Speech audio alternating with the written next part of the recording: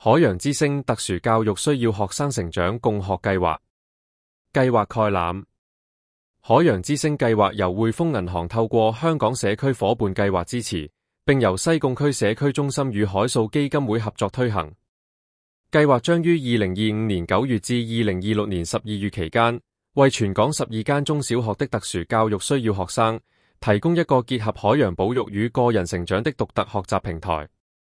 我們致力根據 SEN 學生的特質，設計一系列海洋工作坊和體驗活動，旨在提升他們與海洋及自然的情感聯繫。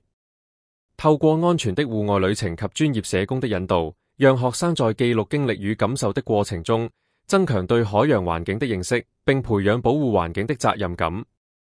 計劃目標：提升環保意識，加深學生對海洋生態及保育工作的理解，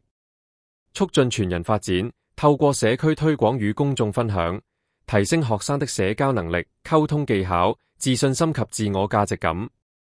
培養社會責任，鼓勵學生成為積極主動、具備環保責任感的公民。活動內容：計劃提供一系列循序漸進的精彩活動。網上簡報會，讓參與學校了解計劃詳情及安排。海洋保育工作坊，由海素基金會的海洋專家主導，講解海洋生態系統及保護方法，提升學生的綠色技能。預熱活動，透過陸上活動及團隊合作 ，PlayStation VR 虛擬實境獨木舟體驗，幫助學生熟悉海洋環境及水上安全知識。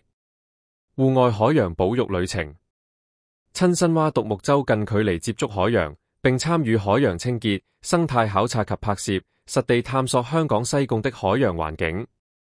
校內保育推廣活動，在專業社工引導下，進行生態攝影、撰寫海洋日記等，深化學習體驗並鞏固環保意識。社區參與，匯豐西貢海洋市集，